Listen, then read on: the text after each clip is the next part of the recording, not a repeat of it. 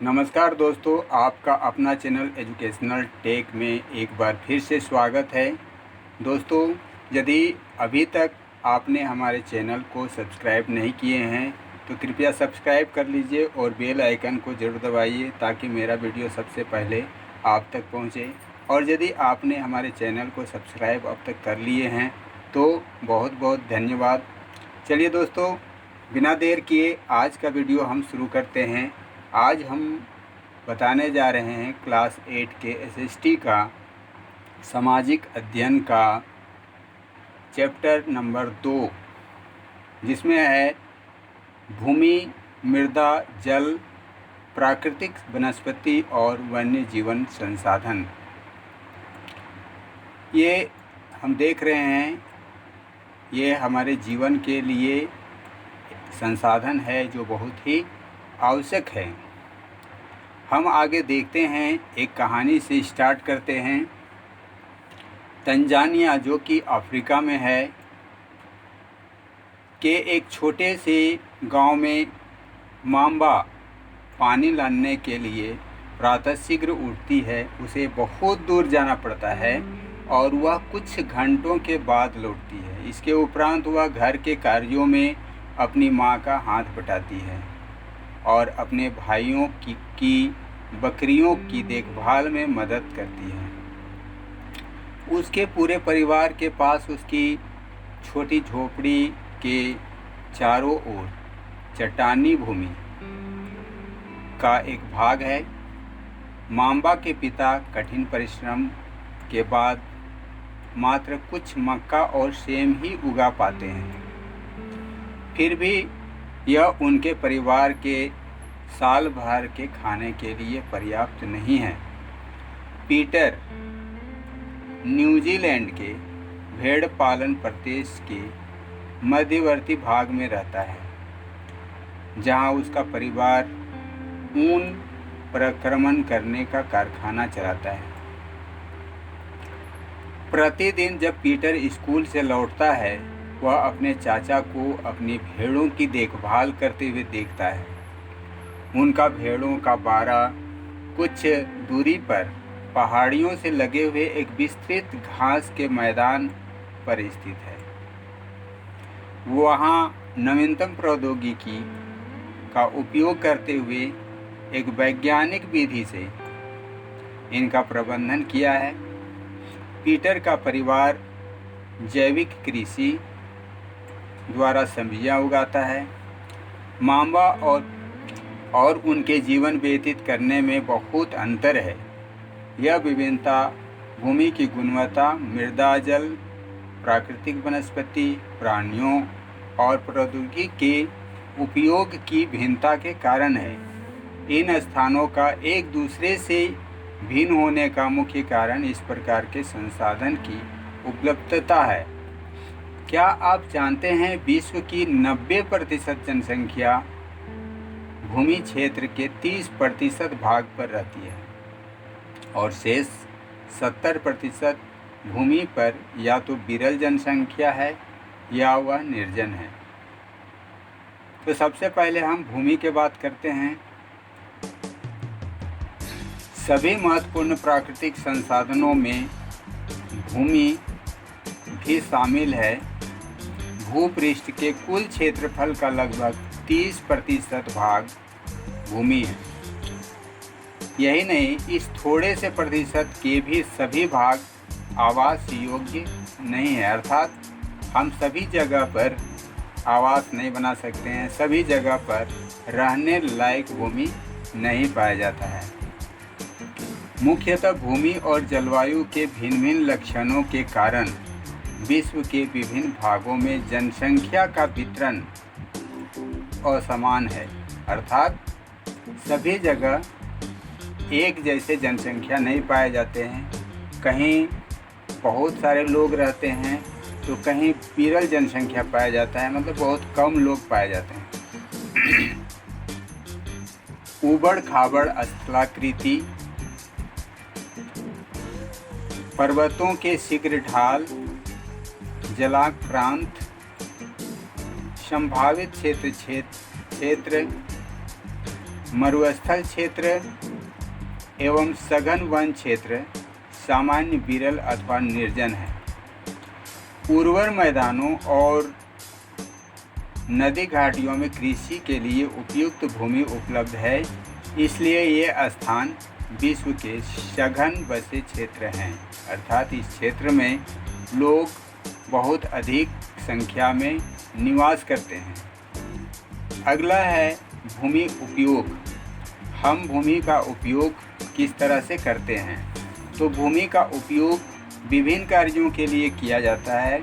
हम सब जानते हैं इसी भूमि पर कृषि की जाती है, वानिकी, खनन, सड़कों और उद्योगों की स्थापना भी इसी ज़मीन पर, इसी भूमि पर की जाती है। सामान्यतः इसे भूमि उपयोग कहते हैं, अर्थात इन सब चीज़ों में हम अपने भूमि का उपयोग करते हैं। तो क्या आप मांबा और पीटर के परिवारों के भूमि उपयोग के विभिन्न तरीकों की सूची बना सकते हैं? भूमि का उपयोग भौतिक कारकों द्वारा निर्धारित किया जाता है, जैसे स्थलाकृति, मृदा, जलवायु, खनिज और जल की उपलब्धता। इन कारकों पर निर्भर करता है किसी जगह के स्थान में लोगों का बसना, लोग वहाँ कितने रहते हैं। मानवीय कारक जैसे जनसंख्या और प्रौद्योगिकी भी भूमि उपयोग प्रतिरूप के महत्वपूर्ण निर्धारक हैं। स्वामित्व के आधार पर, अर्थात मालिकाना हक के आधार पर भूमि को निजी भूमि और सामुदायिक भूमि में बांटा जा सकता है। निजी भूमि व्यक्तिगत भूमि, यानी किसी व्यक्ति विशेष का उस पर अधिकार होता है, जबकि सामुदायिक भूमि समुदाय के स्वामित्व में होती है, अर्थात समुदाय के सभी लोगों का उस पर अधिकार होता है। सामान्य रूप से इसका उपयोग समुदाय से संबंधित व्यक्तियों के लिए किया जाता है, जैसे चारा, फलों, नट या औषधीय बूटियों को एकत्रित करना। इस सामुदायिक भूमि को साझा संपत्ति संसाधन कहा जाता है, अर्थात किसी एक व्यक्ति का अधिकार नहीं होता है, सभी व्यक्ति का उस पर अधिकार होता है। जनसंख्या और उनकी मांग सदैव बढ़ती रहती है, लेकिन भूमि की उपलब्धता सीमित है, अर्थात हमारी आवश्यकताएं बढ़ती रहती है, लेकिन भूमि अस्थायी रूप से रहता है। भूमि न तो बढ़ता है न घटता है, वह सीमित है। स्थान के अनुसार भूमि की गुणवत्ता में अंतर होता है। लोगों ने सामुदायिक भूमि पर व्यापारिक क्षेत्र बनाने, नगरीय क्षेत्रों में घर बनाने, ग्रामीण क्षेत्रों में कृषि योग्य भूमि का विस्तार करने के लिए अनाधिकृत हस्तक्षेप करना शुरू कर दिया है। आज भूमि प्रतिरूप में व्यापक परिवर्तन हमारे समाज में सांस्कृतिक परिवर्तनों को दर्शाते हैं। वर्तमान में कृषि और निर्माण संबंधी गतिविधियों के प्रसार के लिए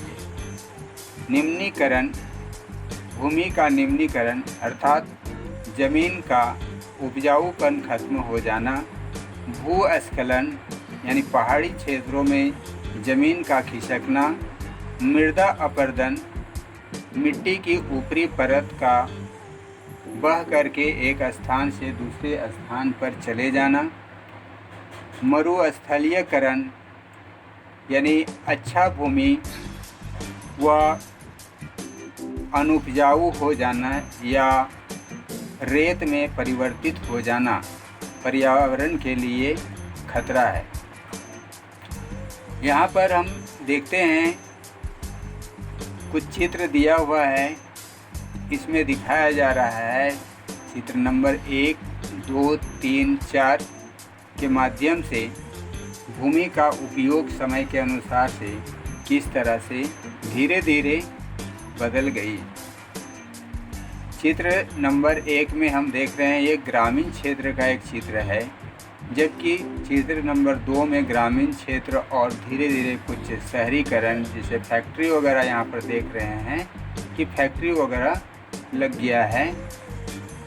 उसके बाद धीरे धीरे ये शहरीकरण हुआ और ज़्यादा शहरीकरण हुआ, यानी कि समय के अनुसार से भूमि का परिवर्तन हो गया भूमि का उपयोग में।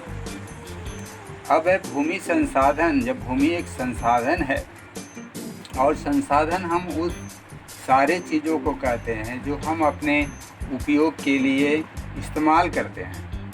तो हम यदि भूमि एक संसाधन है तो इसका संरक्षण करना अति आवश्यक है। इसलिए हम देख रहे हैं भूमि संसाधन का संरक्षण। बढ़ती जनसंख्या तथा इसकी बढ़ती मांगों के कारण वन भूमि और कृषि योग्य भूमि का बड़े पैमाने पर विनाश है। इससे इस प्राकृतिक संसाधन का समाप्त होने का डर पैदा हो गया है। इसलिए विनाश की वर्तमान दर को अवश्य ही रोकना चाहिए, और इसको हम रोक सकते हैं वन रोपण द्वारा, भूमि उद्धार द्वारा, रासायनिक कीटनाशकों और उर्वरकों के विनियमित उपयोग, अतिचारण पर रोक आदि भूमि संरक्षण के लिए उपयुक्त सामान्य तरीके हैं। मृदा भी एक संसाधन है। पृथ्वी के पृष्ठ पर दानेदार कणों के आवरण की पतली परत मृदा कहलाती है। यह भूमि से निकटता से जुड़ी हुई है। स्थल रूप मृदा के प्रकार को निर्धारित करते हैं। मृदा का निर्माण चट्टानों से प्राप्त खनिजों और जैव पदार्थों से होता है। एक चीज़ हम देखते हैं यहाँ पर, भूस्खलन। भूस्खलन क्या है? भूस्खलन जमीन का खिसकना भूस्खलन कहलाता है, जिसे ज़्यादातर ऐसे हम देखते हैं या आपने टीवी में देखा होगा कि पहाड़ी क्षेत्रों में पहाड़ खिसक करके रोड पर आ जाता है। तो उसका बहुत सा कारण है और उसी को भूस्खलन के नाम से जाना जाता है। भूस्खलन को सामान्य रूप से शैल मतलब चट्टान, मलबा, मिट्टी, पत्थर, बालू, ढाल से गिरने वाली मिट्टी के बृहद संचलन के रूप में परिभाषित किया जा सकता है। वे प्रायः भूकंप के कारण आ सकती है, बाढ़ के कारण और ज्वालामुखी के कारण होती है। लंबे समय तक भारी वर्षा होने से भी भूस्खलन होता है। यह नदी के प्रवाह को कुछ समय के लिए अवरुद्ध कर देती है, मतलब रोक देती है। नदी अवरुद्धता के अचानक फूट पड़ने से निचली घाटियों के आवासों में विध्वंस हो जाता है। पहाड़ी भूभाग में भूस्खलन एक मुख्य और विस्तृत रूप से फैली प्राकृतिक आपदा है। नेचुरल डिजास्टर है, प्राकृतिक आपदा है जो प्रायः जीवन और संपत्ति को आघात पहुंचाती है और चिंता का एक मुख्य विषय है। एक वस्तु स्थिति अध्ययन, इसके बारे में हम एक वस्तु स्थिति अध्ययन जानेंगे। हिमाचल प्रदेश के किन्नौर जिले में रेकांग पीओ के निकट पंजी गांव में बड़े भूस्खलन के कारण राष्ट्रीय महामार्ग 22 की पुरानी हिंदुस्तान तिब्बत सड़क का 200 मीटर तक का भाग नष्ट हो गया। यह भूस्खलन पंजी गांव में तीव्र विस्फोटन के द्वारा हुआ था। विस्फोटन के कारण ढाल का एक यह कमज़ोर क्षेत्र नीचे गिर गया, जिसके कारण सड़क और गांव के आसपास के क्षेत्र को क्षति पहुंची। पणजी गांव को किसी संभावित मानव विनाश से बचाने के लिए पूर्ण रूप से खाली करा दिया गया था। अब न्यूनीकरण क्रियाविधि क्या है? वैज्ञानिक प्रविधियों के विकास से हमें समझने की शक्ति मिली है कि भूस्खलन उत्पन्न होने के कौन कौन से कारण हैं और उनका प्रबंधन कैसे करना है। भूस्खलन को रोकने के लिए कुछ प्रविधियां निम्न हैं। जैसे पहला है भूस्खलन प्रभावित क्षेत्रों का मानचित्र बनाकर इससे प्रभावित होने वाले स्थानों को इंगित करना। इस प्रकार इन क्षेत्रों को आवास बनाने के लिए छोड़ा जा सकता है। दूसरा है भूमि को खिसकने से बचाने के लिए प्रतिधारी दीवार निर्माण करना। तीसरा है भूस्खलन को रोकने का सबसे प्रभावी तरीका वनस्पति में वृद्धि है। चौथा है सतहों, अफवाहों तथा झरना प्रवाहों के साथ साथ भूस्खलन की गतिविधियों को नियंत्रित करने के लिए पृष्ठीय अफवाह नियंत्रण उपाय कार्यान्वित किए गए हैं। यहाँ पर मृदा परिच्छेदिका दिखाया गया है, मतलब जो जिस ज़मीन पर हम रहते हैं उसके परत दर परत को दिखाया गया है। जैसे सबसे जो ऊपरी परत है जिसमें वनस्पति पाया जाता है, आप देख रहे हैं इस चित्र में, उसमें ह्यूमस और वनस्पति के साथ मृदा होता है।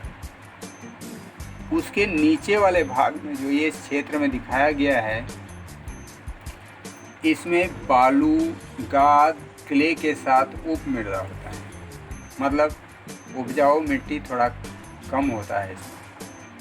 उसके नीचे के परत में हम जब जाते हैं तो वहाँ अपक्षयित चट्टान का पदार्थ पाया जाता है, और उसके नीचे जब हम जाते हैं तो वो जनक चट्टान कहलाता है, यानी कि सिर्फ चट्टान, मिट्टी का अंश नहीं के बराबर पाया जाता है। अब आगे देखते हैं कि भूमि पर पाए जाने वाले खनिजों से होता है।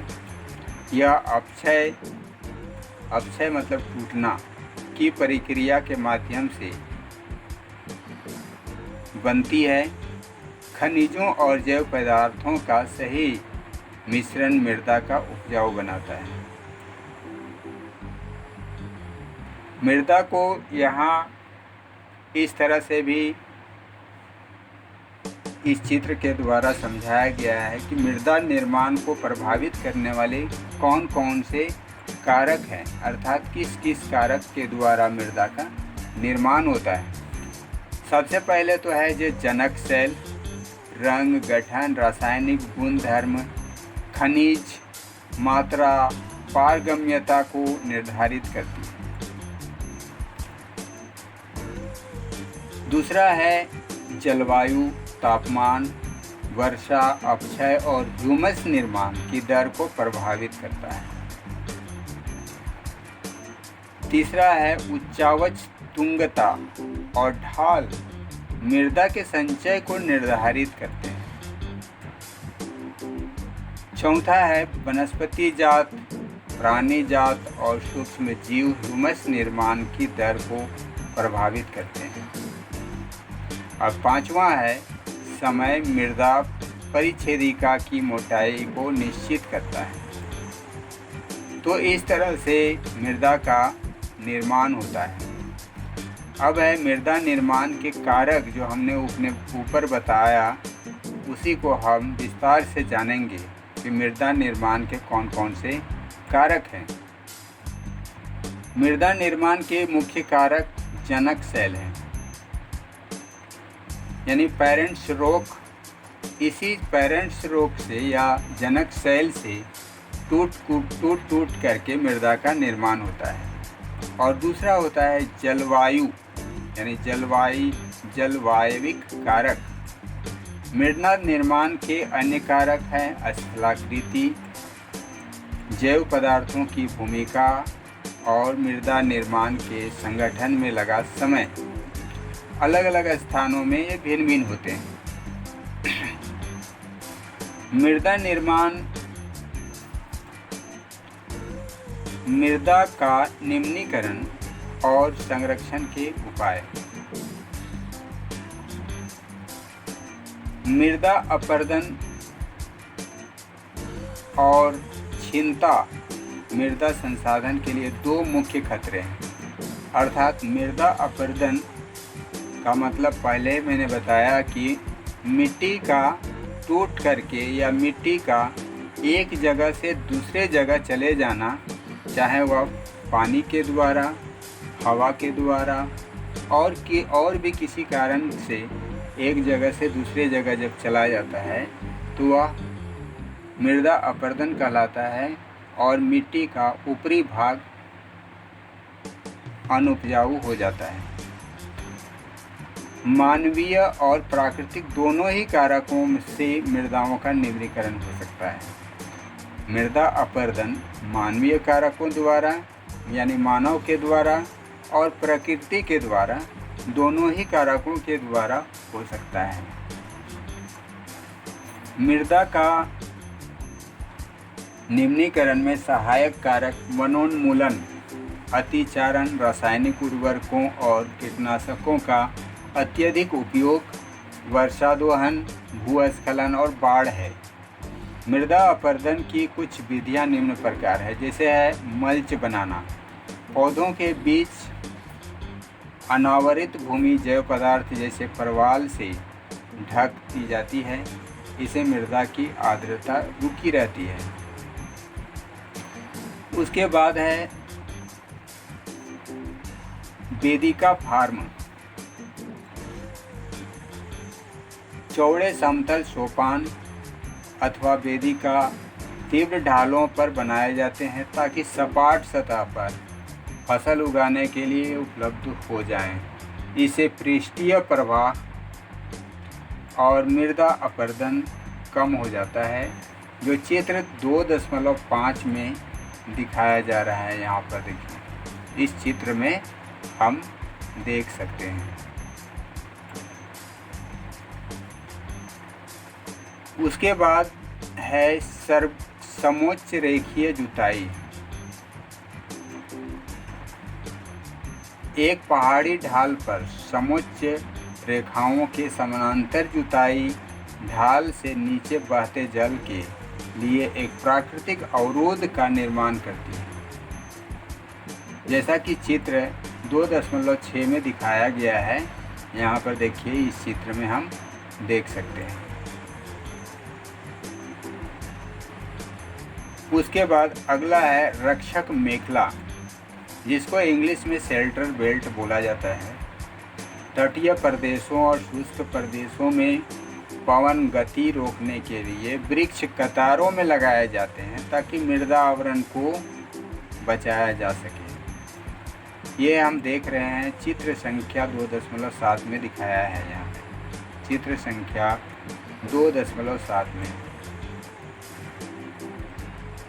अब समोच्च रेखीय रोधिकाएं क्या है? समोच्च रेखाओं पर रोधिकाएं बनाने के लिए पत्थरों, घास, मृदा का उपयोग किया जाता है। रोधिकाओं के सामने जल एकत्र करने के लिए खाइयां बनाई जाती हैं। यहाँ एक क्रियाकलाप के द्वारा दिखाया गया है कि चित्र अ में यहाँ वनस्पति का अभाव है और पानी को डाला जा रहा है, तो आप देख सकते हैं कि इसमें मिट्टी भी बह करके इसके साथ चला जा रहा है। लेकिन दूसरे चित्र ब में जब हम देखते हैं तो यहाँ मिट्टी के साथ साथ यहाँ बहुत सारे वनस्पति को दिखाया जा रहा है, वनस्पति, और इसके कारण पानी बह करके नीचे जा रहा है और मिट्टी बच जा रहा है, मिट्टी नहीं जा रहा है। अगला है चट्टान बांध। यह जल के प्रवाह को कम करने के लिए बनाए जाते हैं। यह नालियों की रक्षा करते हैं और मृदा क्षति को रोकते हैं। बीज की फसल उगाना। वर्षा दोहन से मृदा को सुरक्षित रखने के लिए अलग अलग समय पर विभिन्न फसलें एकांतर कतारों में उगाई जाती हैं। उसके बाद है जल। जल एक महत्वपूर्ण नवीकरणीय प्राकृतिक संसाधन है, जो हमने पिछले वीडियो में भी बताया था कि जल एक नवीकरणीय संसाधन है। भूपृष्ठ का 3/4 भाग जल से ढका है, इसलिए इसे जल ग्रह का कहना उपयुक्त है। जल ग्रह, पृथ्वी को जल ग्रह कहना उपयुक्त है। लगभग 3.5 अरब वर्ष पहले जीवन आदि महासागरों में ही प्रारंभ हुआ था। यद्यपि आज भी महासागर पृथ्वी की सतह के 2/3 भाग को ढके हुए हैं और विविध प्रकार के पौधों और जंतुओं को मदद करते हैं। महासागरों का जल लवणीय है और मानव उपयोग के लिए उपयुक्त नहीं है। अलवण जल केवल 2.7% ही है। इसका लगभग 70% भाग बर्फ की चादरों और हिमानियों के रूप में अंटार्कटिका, ग्रीनलैंड और पर्वतीय प्रदेशों में पाया जाता है। अपनी स्थिति के कारण ये मनुष्य की पहुंच से बाहर है। केवल 1% अलवणीय जल उपलब्ध है और वह मानव उपयोग के लिए उपयुक्त है। भौम जल नदियों और झीलों में पृष्ठीय जल के रूप में तथा वायुमंडल में जलवाष्प के रूप में पाया जाता है। इसलिए अलवणीय जल पृथ्वी का सबसे अधिक मूल्यवान पदार्थ माना जाता है। पृथ्वी पर जल न बढ़ाया जा सकता है और न घटाया जा सकता है। इसकी कुल मात्रा स्थिर है। इसकी प्रचुरता में विविधता प्रतीत होती है, क्योंकि यह वाष्पीकरण, वर्षण और वाह की प्रक्रियाओं द्वारा महासागरों, वायु, भूमि और पुनः महासागरों के चक्रण द्वारा निरंतर गतिशील है। जैसा कि आप जानते हैं, इसे जल चक्र कहते हैं। मनुष्य जल की बड़ी मात्रा का उपयोग न केवल पीने और धुलाई के लिए ही करता है, वरन उत्पादन प्रक्रिया में भी इसका उपयोग करता है। जैसे जल कृषि, उद्योग, बांधों के जलाशयों के माध्यम से विद्युत उत्पादन में भी प्रयोग किया जाता है। जल स्रोतों के सूखने अथवा जल प्रदूषण के कारण अलवणीय जल की आपूर्ति की कमी के मुख्य कारक बढ़ती जनसंख्या, भोजन और नकदी फसलों की बढ़ती मांग, बढ़ती नगरीकरण और बेहतर होता जीवन स्तर है।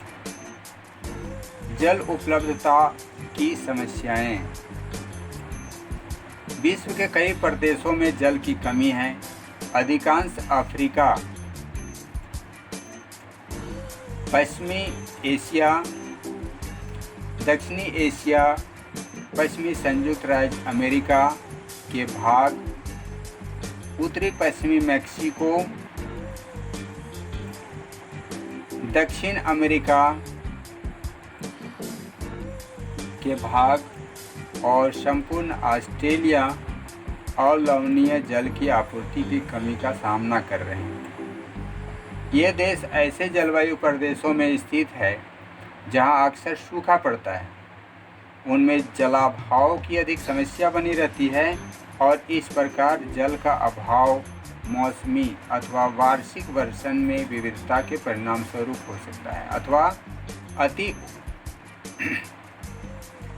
अथवा अति उपयोग और जल स्रोतों के संदूषण के कारण भी जल का अभाव हो सकता है।